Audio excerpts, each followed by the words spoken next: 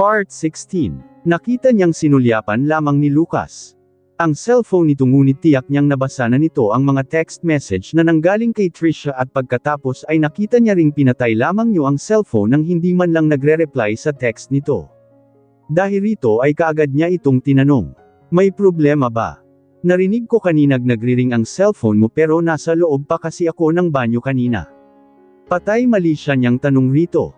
"Wala naman," simple rin namang sagot nito sa kanya. Tumanggo siya na tila ba sumang-ayon na lamang sa naging sagot nito. Isa pa ay ayaw na niyang usisin pa ang tungkol rito, lalo na at alam niyang ayaw nitong sabihin iyon sa kanya. Tumahimik na lamang siya at hindi na nagtanong pa. Pagkatapos niyang natuyo ang kanyang buhok ay pinatay na ni Lucas ang lahat ng ilaw sa kwarto at sabay silang nahigang dalawa. Wala silang imik na dalawa at nakakabinging katahimikan ang bomb-alot sa loob ng silid. Halos naririnig na niya ang paghinga nito dahil sa sobrang tahimik, at pagkatapos ay kinuha niya ang kumot at ibinalot ang sarili doon. Ipinikit na rin niya ang kanyang mga mata at naghahanda na para matulog, na kaya lang ay naramdaman niya na patuloy na nag-vibrate ang cellphone ni Lucas at tiyak na patuloy itong nakakatanggap ng mga text message at alam niya na kaagad kung kanino galing ang mga iyon. Nilinggan niya pa ito pagkatapos ay tumalikod dahil hindi naman na gumagalaw pa si Lucas at mukhang nakatulog na nga ito. Naging tahimik ang paligid at papunta na ang kanyang tulog nang bigla na lang ganalaw ang kama. Dahil sa curiosity niya ay iminulat niya ang kanyang mga mata at nakita niya si Lucas na dahan-daw ang gumagalaw habang nagpunta sa cabinet, pagkatapos ay nagpalit ito ng damit. Alam niya na kaagad kung bakit ito nagbibihis. Mukhang pupuntahan nito si Trisha at isang realisasyon ang sumampal sa kanya na hanggang sa mga oras na iyon ay hindi pa rin ito matiis si Trisha. Bigla siyang hindi nakagalaw habang nasa ilalim siya ng kanyang kumot at pakiramdam niya ay naging estatwa ang katawan niya ng mga oras na iyon. Hindi siya gumalaw sa takot na malaman nitong gising siya sa mga oras na iyon. Maging ang kanyang mga nakamulat na mata kanina ay ipinikit niya.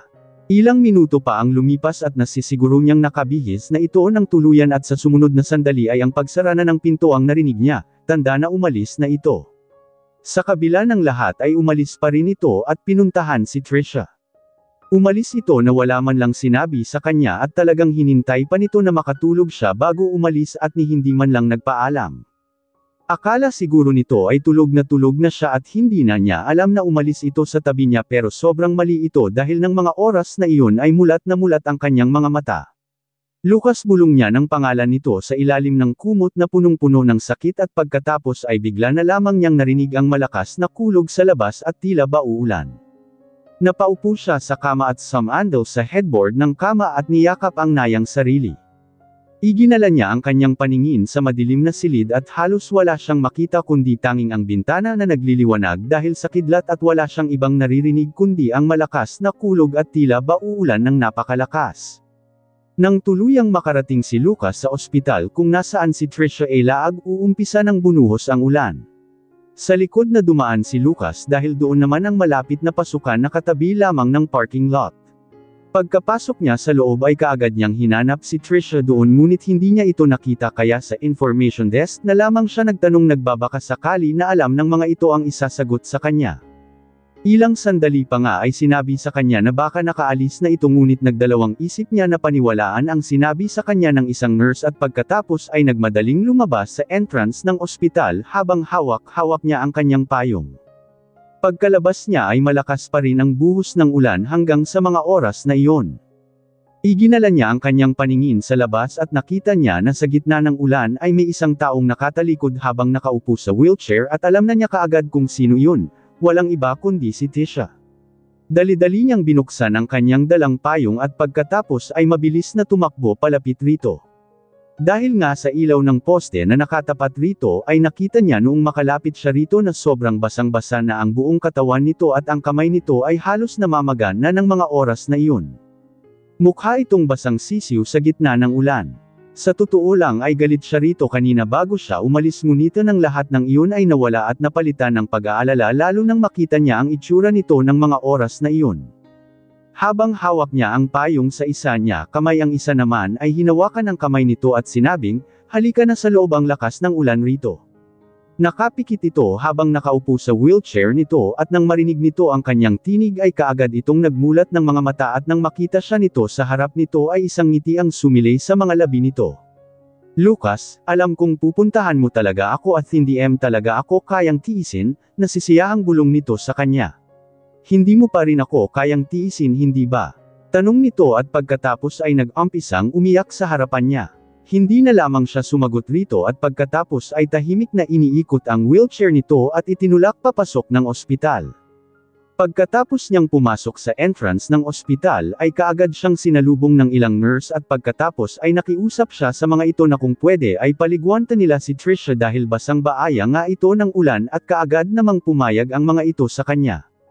Makalipas ang 10 minuto ay nakalabas na mula sa banyo si Trisha na nakabihis na at mukhang hindi na basang sisiw katulad kanina.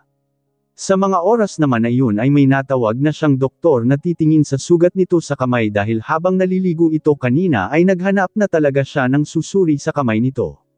Akmang magsasalita na sana ito ngunit inunahan na niya ito bago pa man ito may buka ang bibig nito. Humarap siya sa doktor. Pwede po ba ninyong tingnan ang sugat niya sa kamay? At kung pwede lang po ay lapitan na rin ang pinakamabisang gamot para mabilis na gumaling. Sabi niya rito. Tumanggo lang naman ang doktor sa kanya at pagkatapos ay mabilis na lumapit kay Trisha upang tingnan nga ang lagay nito.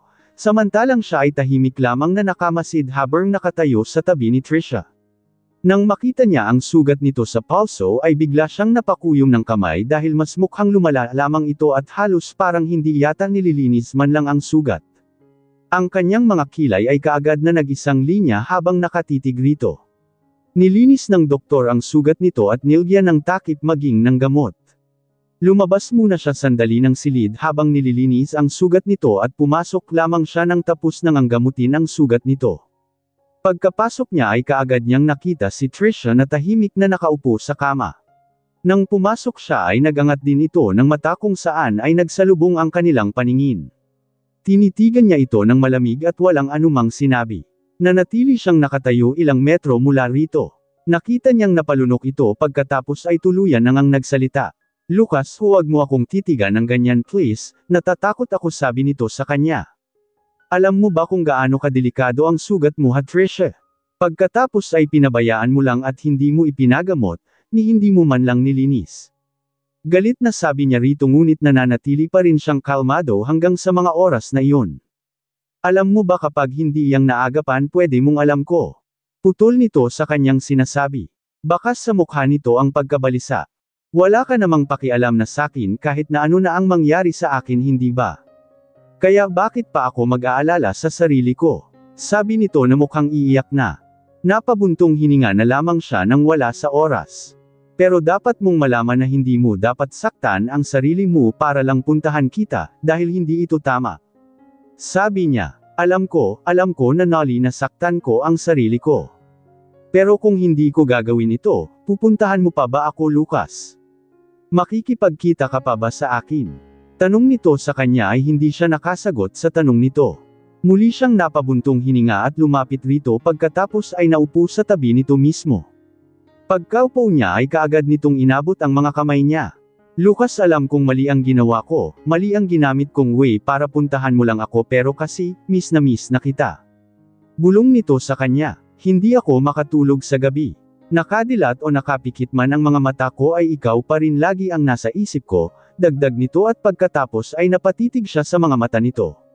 Kahit naman gaano katigas ang puso niya ay maaawa pa rin siya sa itsura nito. Isa pa ay hindi naman siya isang taong bato para walang maging pakialam-alaw na sa babaeng nagpapalhayag ng pagmamahal sa kanya habang may mga luha sa mata. Hindi niya alam kung ano ba ang tama niyang gawin ng mga oras na iyon. Dahil sa itsura nito ay biglang lamambat ang puso niya at pagkatapos ay tinanggal na ang kamay ni Trisha na nakahawak sa kanyang kamay at ibinaba sa may kondongan nito. Tumayo siya. Matulog ka na muna. Babantayan kita at hindi muna ako aalis rito. Sabi nito sa kanya. Talaga, masayang tanong nito kanya at kaagad rin namang nagkakulay ang mukha nito sa labis na kaligayahan. Tumanggo siya, at pagkatapos ay inayos na ito at pinahiga sa kama.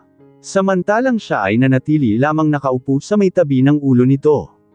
Sa labas ay palakas ng palakas ang ulan. Napasimangot siya nang wala sa oras habang nakikinig sa mga malalakas na kulog. Normal lang naman ang panahon nang lumabas siya ng kanilang bahay, isa pa ay wala naman siyang nabalitaan na uulan nga ng malakas ngayon na may kasama pang kulog at kidlat. Bigla niyang naalala si Annie dahil sobrang natatakot ito sa kulog. Mag-isa lamang ito sa silid at hindi niya alam kung makakatulog ba ito ng maayos. Nilingan niya si Trisha at habang nakatitig rito ay napaisip siya na mukhang magkakaroon na namarn siya ng problema. Nang umalangaw-ngaw na ang malakas na kulog ay nasa loob na ng taxi si Annie. Pinakiramdaman niya kanina ang kanyang sarili noong nagsunod-sunod ang kulog at napagpasyahan niya na sa ibang bahay na lamang muna siya magpapalipas ng gabi.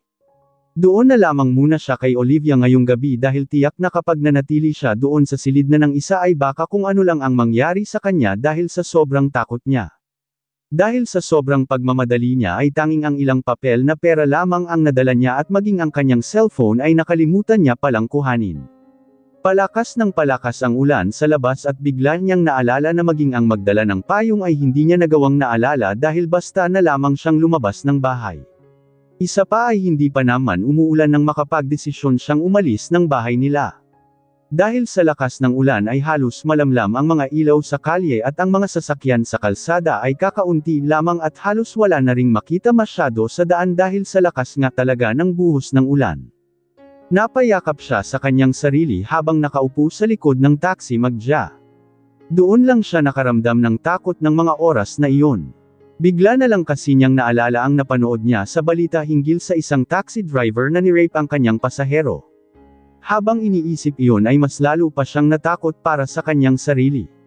Mabuti na lang at natatandaan pa niya kung saan nakatira si Olivia at nang marating niya ang tapat ng building kung saan ang kondo nito ay mabilis siyang nagbayad sa driver at nagtatakbo palayo sa taxi. Ni hindi na niya kinuha pa ang kanyang sukli at parang baliw na nagtatakbo sa gitna ng napakalakas na buhos ng ulan. Dahil nga sa wala siyang dalang payong ay hindi niya naiwasan na hindi mabasa ng ulan. Nakahiga lang siya nang maluwag ng tuluyan na nga siyang makapasok sa building at mabilis na tinungo ang elevator at pagkatapos ay pinindot ang floor number ng kondo ni Olivia. Ilang sandali pa nga ay nakarating na siya doon at mabilis na nanap ang kondo nito hanggang sa tuloy at na nga siyang nasa harapan ng pinto ng kondo ni Olivia. Kaya lamang ay akma pa lang niyang pipindutan sana ang doorbell nang bigla na lamang bumukas ang pinto at lumabas mula doon si Tristan. Anong oras na pero bakit naroon ito? Sa pa ay hindi na siya bata pa para hindi maintindihan kung bakit ito naroon sa kondo ng kaibigan niya. Kapag ang isang lalaki ay nasa bahay ng isang babae sa 10 oras ng gabi ay halatang may relasyon ang mga ito, hindi ba? Nang makita siya nito ay kaparehong-kapareho nito ang naging reaksyon niya, gulat. Dahil sa perho silang nagulat ay wala ni isa sa kanila ang nakuhang magsalita. Hanggang sa bigla na lamang niyang narinig ang tinig ni Olivia mula sa loob ng kondo nito. Tristan, dumating na ba ang order natin? Bilasan mo nang ipasok rito at gutom na ako. Sabi nito. Ilang sandali pa nga ay tuluyan na niyang narinig ang papalapit na mga yabag ni Olivia patungo doon dahil hindi sumagot si Tristan. Nakapijama na ito nang makita niya at biglang nanlaki ang mga mata nito nang makita siyang nakatayo sa pinto nito. Gulat na gulat ito. Annie, gabing-gabi na, sabi nito sa kanya. Hindi nga nagtagal ay napansin nito na basang-basa siya dahil sa pagsuong niya kanina sa ulan at ang kanyang buhok ay gulo-gulo pa at mukhang problemado. Halika, pumasok ka rito sa loob, sabi nito sa kanya at mabilis na lumapit sa kanya. Ano bang nangyari sa'yo at basang-basa ka? Naku, mamaya magkasakit ka. Nag-aalalang sabi nito sa kanya at hinayla siya papasok ng kondo. Agad siya nitong idiniretso sa silid nito upang handaan siya ng mga damit dahil nga basang-basa ang mga suot niya, pagkatapos ay inabot nito sa kanya ang mga damit. Magbihis ka na muna, sabi nito. Dali-dali naman siyang pumasok sa banyo at nagpalit ng kanyang damit. Paglabas niya ay kaagad niyang nakita si Olivia na may hawak ng tuwalya at dali-dali siyang lumapit rito at naupo sa tabi nito. Agad nitong pinunasan ang basa niyang buhok at nasa ganoon silang ayos nang bigla na lamang bumukas ang pinto at sumungaw doon si Tristan. Aalis na muna ako. Mag-usap na lang muna kayo. Sabi nito sa kanila at pagkatapos ay bahagya siyang tumango. Pagkasabi nito iyon ay kaagad na rin naman itong umalis. Nang makaalis ito ay doon na unti-unting rumagasa ang emosyon ni Annie at tila ba hindi na niya kayang pigilan pa ang lahat. Mabilis niyang niyakap si Olivia na dahilan kung bakit ito natigil sa ginagawa nito. Olivia, parang hindi ko na kayang kumapit pa, halos bulong na lang na sabi niya rito. Mabilis naman nitong binitiwan ang hawak nitong tuwalya at pagkatapos ay niyakap rin siya. Hinaplos nito ang kanyang likod. Bakit anong nangyari? Puno ng pag-aalalang tanong nito sa kanya. Hindi niya nakuhang magsalita bagkus ay napahikbi lang siya. May ginawa ba si Lucas? Dagdag nitong tanong sa kanya. Wala siyang nagawa kundi ang manatili sa yakap nito at pakiramdam niya ay pagod na pagod siya at hindi niya kayang magsalita pa. Dahil nga hindi niya nakuhang sumagot rito ay nanahimik lang ito at hinihintay na mag-umpisa siyang magkwento. Hanggang sa tuluyan na nga siyang tumigil sa paglayek niya ngunit hindi niya pa rin nakuhang magsalita. Mukha siya isang batang maliit na pinagalitan at sobrang tahimik. Samantala habang tahimik na nakikiramdam si Olivia ay kitang-kita ang kanyang dila na kulitin si Annie kung ano nga ba ang problema dahil nag-aalala siya. Sumuong talaga ito sa napakalakas na ulan para lamang pumunta doon. Napakawalang hiya mo talaga Lucas. Galit na yuzel niya sa kanyang isip. Pagkaraan ng mahabang pananahimik ni Annie ay tuluyan nga itong nagangat ng ulo at tumingin sa kanya na namumutla ang mukha. Gusto kong maligo Vaya, parang napakalamig ng pakiramdam ko. Sabi nito sa kanya, sige, umupo ka muna dito at ihahanda ko ang palaigo mo. Sabi niya rito kung saan ay agad naman itong tumango sa kanya. Sige, sabi nito. Hindi nga nagtagal ay natapos na niyang ihanda ang bathtub para kay Annie at pagkatapos ay hinandaan niya rin ito damit. Ilang sandali pa nga ay naglakad na papasok si Annie sa banyo ngunit nasa pinto pa lamang siya ay bigla siyang nag-alala rito. Annie sasamahan na kita sa loob, sabi niya rito ngunit umiling lang ito sa kanya. Okay lang ako, ano ka ba? Kaya kung mag-isa, sagot nito sa kanya. Gusto niyang mapag-isa at parang ayaw niyang makipag-usap muna. Tumango sa kanya si Olivia at tila ba naintindihan nito sa wakas ang gusto niya. Pumasok na siya sa banyo at isinara ang pinto. Pagkapasok niya sa loob ng banyo ay napuno ng usok ang buong banyo dahil sa steam na nagmumula sa tubig. Isa pa ay tama lang din na mainit ang temperatura sa loob ng banyo. Dali-dali siyang naglakad at lumublob sa tubig nang hindi man lang nag-abala na maghubad ng nayang mga damit. Napakainit ng tubig. Agad siyang pumikit at ibinabad ang kaniyang sarili sa loob ng bathtub nang wala anumang iniisip. Hanggang sa ang kanyang mga balikat ay biglang nadempian ng mainit na tubig hanggang sa kanyang leeg at pagkatapos ay ang kanyang mukha at sa wakas ay ang kanyang ulo. Hindi nga nagtagal ay tuluyan nang nakalubog ang buo niyang katawan sa tubig. Dahil sa nakalubog nga siya ay agad na lumutang ang kanyang buhok sa tubig. Itim na itim at ng mga oras na iyon ay tila ba hindi siya makapag-isip ng tama at hinayaan niya ang sarili niyang gawin ang gusto nito. Nang tuluyang mawawala na siya ng hangin dahil sa tagal niyang nakalubog ay iniahon niya ang kanyang ulo upang samagap ng hangin. Pamatak ang tubig diretso sa bibig niya at nalasahan niya ang maalat na lasa ng tubig. Hindi niya tuloy matukoy kung tubig ba iyon na galing sa palaigo niya o kung umiyak ba siya. Samantala sa labas naman ng pinto ay tahimik na nakatayo si Olivia at matiyagang naghihintay. Pinili niya ang manatili na lamang doon dahil baka kapag narinig ni Annie na pabalik-balik siya doon ay baka kung ano ang isipin nito. Ni hindi niya sinubukang umalis sa kinatatayuan niya dahil malakas ang pakiramdam niya na may dinadamdam na sakit ng loob si Annie ng mga otes na iyon. Isa pa ay natatakot sa maaari nitong gawin kung sakaling umalis siya sa tapat ng pinto. Patanjin tingin siya sa orasan sa taas ng kanyang kama at pagkatapos ay nakita niya na halos 20 minute na ang lumipas ngunit wala man lang siyang narinig na kahit na anumang ingay sa loob ng banyo kaya labis nang nag-alala si Olivia. Nagdadalawang isip pa siya ng mga oras na iyon kung kakatok ba siya o hindi sa pinto ngunit pinili na lamang niya nakatukin ito. Ani tapos ka na bang maligo? Naghintay siya ng sagot ngunit lumipas ang 1 minuto ngunit wala siyang nahintay na sagot mula kay Annie at akmang magsasalita na siyang muli nang narinig niya ang sagot nito. Oo, malapit na. Napahinga na lamang siya ng maluwag dahil rito.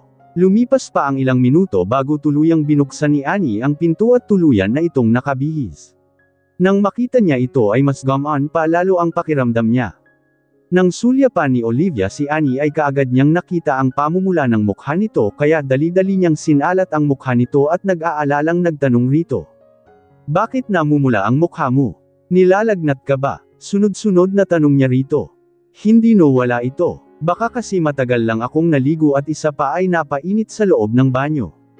Sagot nito sa kanya. Dahil nga sa isinagot nito ay bigla siyang napaisip. Mukha namang totoo ang sinasabi nito kaya hindi na lamang niya pinansin ang sinabi nito.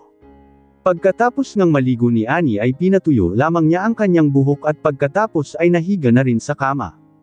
Habang nakahiga siya ay nanatili si Olivia sa tabi niya. Nang akala nito na nakatulog na siya ng tuluyan ay pinatay na nito ang ilaw sa silid at iniwan siyang mag-isa doon. Ngunit pagkasara pa lamang nito ng pinto ay bigla na lamang siyang nagmulat ng kanyang mga mata at napatitig sa kisame. Pakiramdam niya ng mga oras na iyon ay hindi siya okay, dahil sino ba naman ang hindi magiging okay sa nangyari? Hindi niya alam pero pakiramdam niya ay sobrang manhid na yata niya. Ibinuka niya ang kanyang bibig at pilit nang umiti katulad ng inaral niyang ngiti na nakalabas pa ang kanyang mga ngipin, ngunit ilang beses na niyang sinubukan ngunit hindi niya nagawa ng maayos. Hindi niya magawang tumawa o ngumiti dahil sa sakit na nararamdaman niya ng mga oras na iyon. Sadya talagang normal na lamang sa buhay ng tao ang masaktan ngunit kailangan niyang magkunwari na hindi siya nasasaktan o naaapektuhan. Paanong hindi niya nga ba pag-aaralan ang simpleng bagay na iyon kung kailangan niyang ang gawin iyon dahil wala siyang pagpipilian? Patuloy niyang sinubukan ng umiti ngunit hanggang sa hindi na niya matindaan kung ilang beses niyang sinubukan pero nang alay lang ang kanyang panga sa pagpipilit sa sarili niyang umiti. Maging ang kanyang puso ay namanhid na. Tila isang puno na natuyot dahil sa sobrang init at ang mga dahon ay unti-unting naglalagas. Unti-unti na itong namamatay. Sa buong taon ang pag-e-edit at ang pagre-rebisa ng mga script ang pinagkakaabalahan ni Olivia sa gabi at dahil na rin sa kanyang irregular na schedule ay madalas siyang nagpupuyat kaya sanay na siyang matulog sa umaga at sa hapon na ang gising. Ngunit dahil nga sa pag-aalala niya tungkol sa kalagayan ni Annie ay sinadya niyang mag-alarm ng alas 6 ng umaga kahit nakatutulog lang niya ng alas 4. Pagkagising nga niya ay kaagad siyang naghanda ng agahan at pagkatapos ay kinatok ang pinto ni Annie. Annie, ipinaghanda kita ng almusal. Bumangon ka na at kumain na tayo. Masiglang sabi niya rito at pagkatapos ay binuksan ang pinto. Kaya lang nang pagbukas niya ay ang bakanteng kama ang bumungad sa kanya kung kaya ay agad siyang natigilan. Wala si Annie sa silid. Nang lumapit siya sa kama ay kaagad niyang nakita ang isang note na nakapatong sa kama. Agad niyang pinulot ito at pamilyar siya sa sulat na nakalagay doon, sulat kamay iyon ni Annie. Olivia, salamat sa pagpapatuloy sa akin kagabi.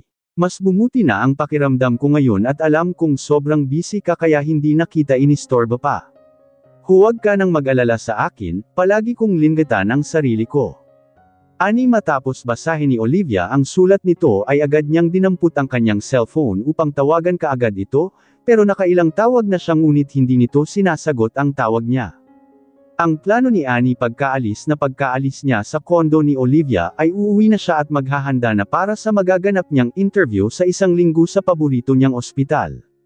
Leon ang kailangan niyang paghandaan dahil kailangan niyang ibigay ang 100% niyang focus doon.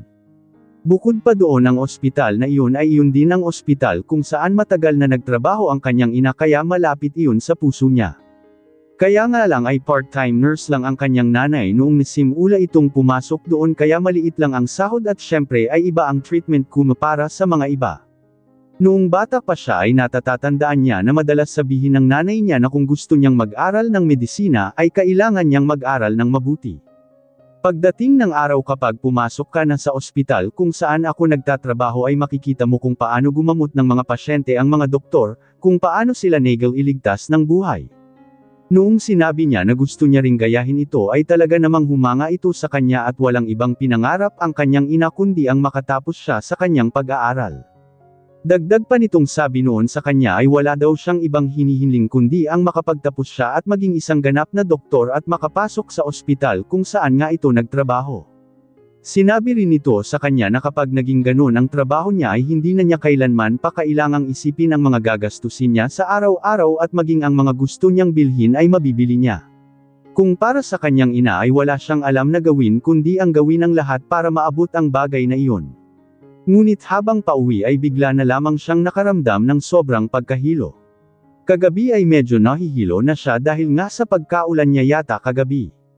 At nasisiguro niya na sintomas na iyon ng sipon at isa pa ay baka may lagnat na siya dahil nang salatin niya ang kanyang leeg ay mainit ito. Bigla na lamang niyang naalala ang tungkol sa sanggol na nasa sinapupunan niya kaya bigla na lamang siyang napahaplos sa aniyang tiyan. Anak, huwag kang mag-alala kay mama at hindi niya hahayaang may mangyaring masama sa'yo. Gagawin niya ang lahat para sa'yo ha. Bulong niya sa kanyang tiyan habang nakahawak rito. Sa mga oras na iyon ay nagdadalawang isip siya na tawagan si Lucas. Nakauwi na siya ng mga oras na iyon at nakabalik na siya sa kanyang silid kung saan niya naiwan ang kanyang cellphone. Wala pa rin ito doon at hindi niya alam kung anong oras ito uuwi o kung uuwi pa nga ba doon. Ngunit sa kabila ng pagdadalawang isip niya ay dinampot niya ang kanyang cellphone at mabilis na idinial ang numero ni Lucas. Bakit mo sita tinawagan? Gusto mo bang magalit siya sa'yo? Paano kung nakakaistorbo ka lang sa kanila? Tanong ng isang banda ng isip niya sa kanya kaya nang mag-ring ito ng isang beses ay mabilis niyang pinatay ang tawag. Napagdesisyonan na lamang niya na siya na lang mag-isa ang pupunta sa ospital upang ipagamot ang sarili niya. Dali-dali niyang inihanda ang kanyang sling bag, iyon lamang ang dinala niya at ilang card niya at ilang pera at simpre ay ang kanyang cellphone. Pagdating niya sa ospital ay kaagad siyang nagpalista upang makakuha siya ng appointment sa doktor at mabuti na lamang sa araw na iyon ay hindi mahaba ang pila pero kung tutuusin ay marami pa rin ang nakapila at habang nakatayo siya doon ay talagang hindi maganda ang pakiramdam niya. Dahil nga sa pila ang hangin ay natatakpan ng mga ito at halos wala nang umaabot sa kanya kaya napagpasyahan niya na lang muna na umalis muna sa pila at magpahingin. Tutal naman ay number siyang hawak tanda na naroon pa rin siya sa pila. Paglabas niya ay bigla na lamang siyang nakarinig ng komosyon sa may hallway ng ospital, isang pasyente pala ang nasa kritikal na kalagayan at kailangang maoperahan kaagad. Tumabi siya sa may gilid ng hallway at pinanood niya na pinagtutulungang itulak ng mga doktor at nurse ang isang patient na nakahiga sa stretcher at pagkatapos ay sumigaw ng malakas. Tumabi kayo sa daan. Sigaw ng isa sa mga doktor. Alam ni Annie na ang sitwasyon ng pasyente ay kritikal at ang bawat segundo at minuto ay lubhang, napakahalaga para rito dahil kailangan nitong mabigyan kaagad ng paunang lunas. Nang mga oras na iyon ay nanatili lamang siya sa gilid ng hallway nang bigla na lamang na tila ba nawalan ng lakas ang mga tuhod niya, marahil siguro sa sobrang pagkahilo at sa panlalambot na nararamdaman niya. Mabuti na lamang at may poste sa tabi niya kaya nang matutamba na sana siya ay kaagad siyang nakakuha ng balanse mula doon. Samantala sa kanyang harapan ay apurang-apura ang mga doktor at nurse na itulak ang pasyente patungo sa emergency room ng ospital na iyon at napansin niya na sa likod ng mga ito ay maraming mga pulis na nakasunod rito. Bigla na lamang umikot ang paningin ni Annie at unti-unting nandilim ang kanyang paningin bago siya tuluyang nawalan ng malay at bumagsak sa sahig. Boss, may nahimatay, sabi ni Billy sa kanya nang makita nila ang isang babae na bigla na lamang bumagsak sa sahig. Kaagad silang humiwalay na dalawa mula sa kanilang mga kasama at dali-daling nilapitan ang babae. Nang iharap nila ang mukha nito ay bigla siyang nagulat. Hindi ba at yan yung babaeng tinulungan mo noong nakaraan lang? Tanong nito sa kanya. Hindi niya sinagot ito bagkus ay maingat niyang binuhat ito at pagkatapos ay naglakad upang makapaghanap ng doktor na susuri rito. Agad naman siyang sinalubong ng ilang doktor at mabilis na ipinasok sa loob ng isang silid. Samantala ay naiwan sila sa labas ng silid na palakad-lakad at hindi mapalagay. Hindi niya maiwasang hindi mag-aalala rito lalo na at sobrang namumutla ito at ang init din ito lalo na kanina nang buhati niya ito. Habang naglisip ay bigla na lamang siyang napatigil nang may maramdaman siyang tapik sa kanyang balikat. Nilinggan niya ito. Si Billy pala. Boss, hindi mo ba namumukhaan yung babae? Hindi ba siya yung tinulungan mo rin noong nakaraang mga araw? Yung ninakawan ng hikaw? Tanong nito sa kanya ngunit hindi lamang siya sumagot. Boss, sabi ko na kasi sayo, mukhang para talaga kayo sa isa't isa. Mukhang gumagawa talaga ang tadhana na muli kayong pagtagpuin. Dagdag pa nito sa kanya na tuwang-tuwa ang mukha. Sinaman niya ito ng tingin at bigla namang nabura ang ngiti nito sa mga labi at pagkatapos ay napakunot ito ng kanyang noo. Bakit boss hindi mo kasi naaalala ang magandang dalaga na tinulungan mo noong manakawan siya? Hinatid pa nga siya natin sa ospital hindi ba? Tanong nito sa kanya. Binawi niya ang kanyang tingin rito. Hindi ko siya kilala. Malamig na sagot niya rito. Sa totoo lang ay nakilala niya ito kanina kahit na sa isang sulyap lamang. Totoo ngang magandang ang babaeng iyon na may karaniwang hugis ng mukha at may magagandang pilikmata at napakaamong mga mata. Maging ang mga mapupulang labi nito ay tandang-tanda niya. Ngunit alam niya na wala lang ang mga iyon kundi ang pinakamahalagang bagay ay ang binuhay nitong damdamin sa kaloob-looban ng kanyang puso. Hindi niya rin maintindihan ang kanyang sarili pero sigurado siya sa nararamdaman niya. Leon pa lamang ang pangalawang beses na pagkikita nila at baka sa mukha nito ang lungkot kahit na hindi niya nakitang bukas ang mga mata nito at tila ba may nagtutulak sa kanya na tanggalin ang kung anumang kalungkutan nararamdaman nito. Bigla tuloy niyang naisip, ano kaya ang itsura nito kapag ngumiti ito? Nasisiguro niya na mas gaganda pa ito lalo kapag nakangiti ito. Sa mga oras na iyon ay bigla namang nagring ang cellphone ni Billy na nasa kanyang tabi ng mga oras na iyon kung saan ay agad din naman nitong sinagot iyon. Nang matapos ang tawag ay kaagad itong lumapit sa kanya upang malaman niya kung ano ang itinawag rito.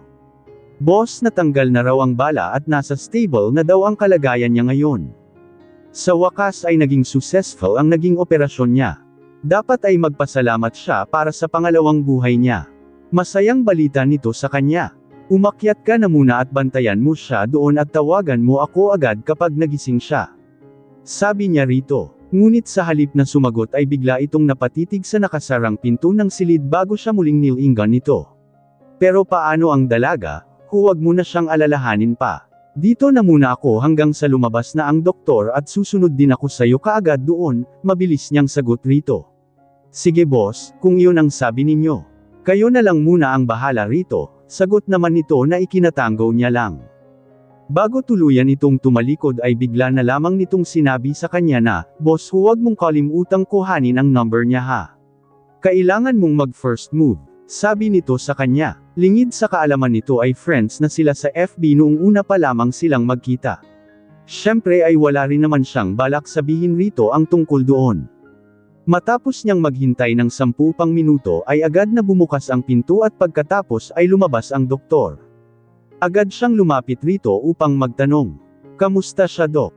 Tanong niya rito. May lagnat siya at mukhang nanghihina rin ang katawan niya dahil sa pagod. Medyo hindi rin siya mukhang nakakakain ng maayos. Mabuti na lamang at nasa maayos pa ring kalagayan ang mga baby niya. Agad na sagot nito sa kanya. Ano? Nauutol na tanong niya dahil sa labis na pagkagulat sa huling sinabi ng doktor.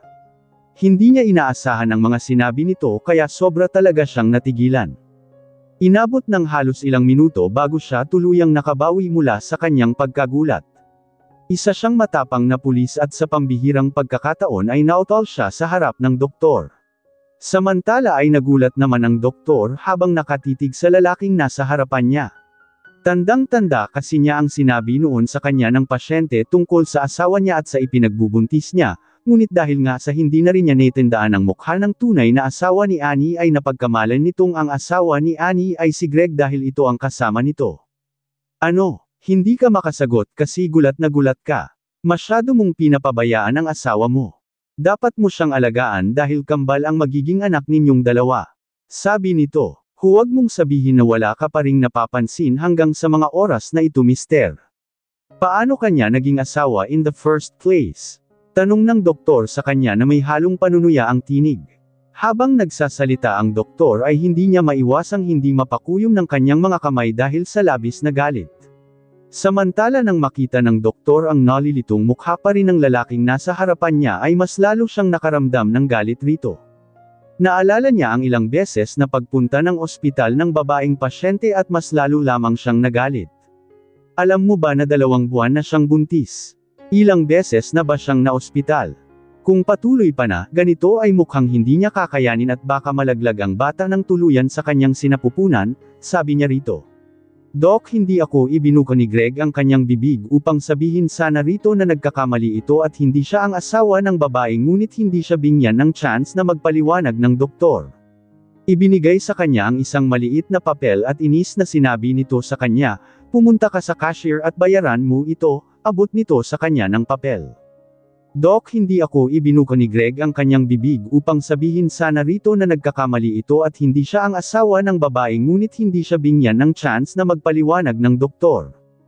Ibinigay sa kanya ang isang maliit na papel at inis na sinabi nito sa kanya, pumunta ka sa cashier at bayaran mo ito. Abot nito sa kanya ng papel. Pagkasabi nito ay bigla na namang pumasok ang doktor sa loob ng silid. Napatitig siya sa papel na inabot nito sa kanya at pagkatapos nilang na tumalikod doon upang pumunta sa unang palapag upang bayaran ang kung anumang nakasulat sa papel. Napaangat ang ulo ni Annie nang muling pumasok ang doktor sa kanyang silid. Kasalukuyan siyang nakaswero ng mga oras na iyon at nang makita siya ng doktor ay bigla na naman itong nalungkot habang nakatitig sa kanya. Matanda ka na, pero bakit mukhang hindi mo pa alam alagaan ang sarili mo? Tanong ng doktor sa kanya pagkatapos ay napabuntong hininga ito. Hindi ba at ilang beses ko nang sinabi at ibinilin sa'yo na dapat ay lagi ka lang masaya at bawal kang ma-stress?